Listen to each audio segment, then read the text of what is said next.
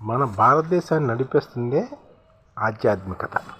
ఎందుకంటే రామాయణ, భారత, భగవద్గీత, ఉపనిషత్తు, వేదాలు, పురాణాలు ఇప్పటికీ మన సమాజం మీద సజీవ ప్రభావం చూపిస్తుంది. 2009 నాటికి అంచనా ప్రకారం 3 కోట్ల పైగా ప్రాచీన సంస్కృత తాళపత్ర గ్రంథాలు ప్రస్తుతం అందుబాటులో ఉన్నాయి. అంటే టైటిల్ ఏంటంటే 3 కోట్ల ప్రాచీన గ్రంథాలు కల భారతదేశం. 3 కోట్ల గ్రంథాలు, తాళపత్ర గ్రంథాలు ఉన్నాయన్నమాట భారతదేశంలో అందుబాటులో ఉన్నాయి. 2009 నాటికి 3 కోట్లకు పైగా ప్రాచీన సంస్కృత తాళపత్ర గ్రంథాలు ప్రస్తుతం అందుబాటులో ఉన్నాయి భారతదేశంలో. ఇవన్నీ కలిపితే ప్రాచీన గ్రీకు, లాటిన్ సాహిత్యం కన్నా 100 రెట్లు ఎక్కువ. అంత విస్తారమైన సాహితీ సముద్రాన్ని తోడి అందులోని ఆణిముత్యాలు వెలికి తీయడానికి ఎన్ని దశాబ్దాలు, శతాబ్దాలు పడుతుందో ఆ దిశలో ప్రభుత్వం ఆలోచించి మేధావర్గాన్ని విడివిడిగా అడుగులేయించాలి. విద్యాశాఖ ఆధ్వర్యంలో భారతీయ జ్ఞాన వ్యవస్థ ఊపిరి పోసుకొని ప్రాచీన భారత విజ్ఞాన సంస్థ మీద కోర్సులు మొదలుపెట్టాలి. వారికి ఊరికే వల్లించడం కాకుండా లోతుగా పరిశోధించడం. ప్రాచీన భారత మీద జాస్ పెరిగితే మన సమాజం వెనక్కి పోతుంది. ఇవన్నీ ఎందుకు అని కొంత సంకోచిస్తారు. ప్రాచీన భారత సాహిత్యం లోతుగా పరిశోధిస్తే ప్రేరణ, ప్రోద్బలం, భవిష్యత్తు మీద కొత్త ఆశలు తొక్కుతాయి అన్నమాట. ఇప్పుడు పునర్జీవన యుగం అంటే సుమారు క్రీస్తు శకం 500 నుంచి పునర్జీవన యుగం వరకు ఐరోపాలో నడిచిన చరిత్ర మధ్యయుగం చరిత్ర అన్నమాట. నాడు సమాజం మతం గుప్పిట్లో నలిగేది. మతం చెప్పేది వేదం కాదని ప్రశ్నిస్తే తల తెగే పరిస్థితి. వ్యవసాయ ప్రధాన ఆర్థిక వ్యవస్థ. పేద రైతును పీడించి రాజావర్గం పబ్బం గడుపుకునేది ఆ కాలంలో. చదువు అధోగతిలో ఉండేది. వ్యక్తి వికాసానికి అవకాశం తక్కువగా ఉండేది. అలాంటి చీకటి పరిస్థితుల్లో వికాసం పేరిట మొదట మేధారంగంలో మొదలైంది. మేధావర్గం మేలుకోసాగింది. విశ్వం గురించి, మనిషి జీవితం గురించి తమకు తెలిసింది చాలా తక్కువని గుర్తించారు. ప్రపంచంలోని మిగతా ప్రాంతాలు ఆర్థికంగా, సంస్కృతిగా మిన్నగా ఉన్న సంగతి గమనించారు.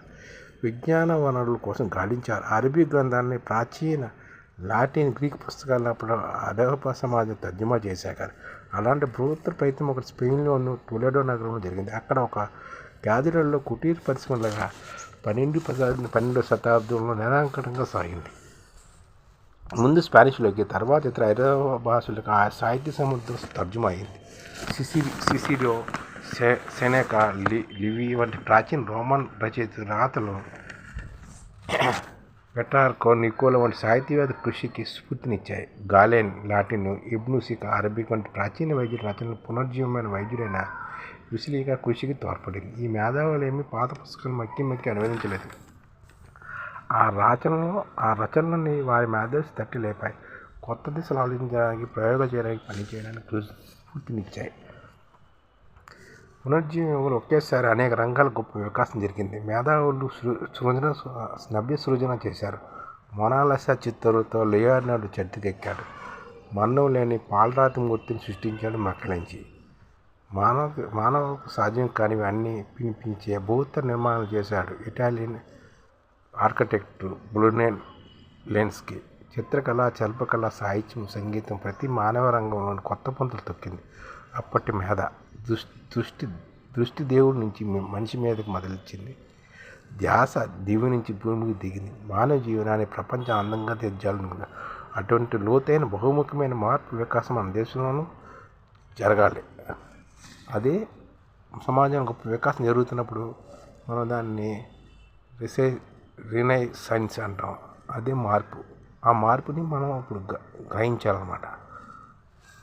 1000 ఏళ్ళ పాటు చీకటి యుగం లేని ఐరోపా అప్పుడే మేలుకోవడం మొదలెట్టిందనమాట.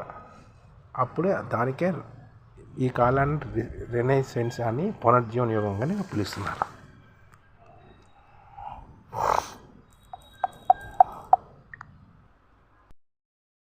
ఈ ఛానల్ ముఖ్య ఉద్దేశం ఏంటంటే మన తెలుగు రాష్ట్రాల్లో 1 కోటి మందికి సంఘటిత రంగాల్లో ఏ విధంగా ఉద్యోగాలు ఇవ్వవచ్చు, కనీస నెల జీతం 30,000 వరకు ఏ విధంగా ఇవ్వవచ్చు, ఏ విధంగా చేస్తే ఉద్యోగాలు సృష్టించబడతాయో వివరిస్తూ ఈ ఛానల్ వీడియోలు వస్తాయి.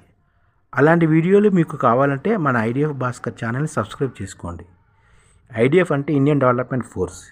ఈ వీడియోలు చూసిన తర్వాత మీకు నచ్చితే లైక్ చేయండి, మీ ఫ్యామిలీ మెంబర్స్కి షేర్ చేయండి, మరియు మీ ఫ్రెండ్స్కి షేర్ చేయండి. Thank you. నమస్కారం.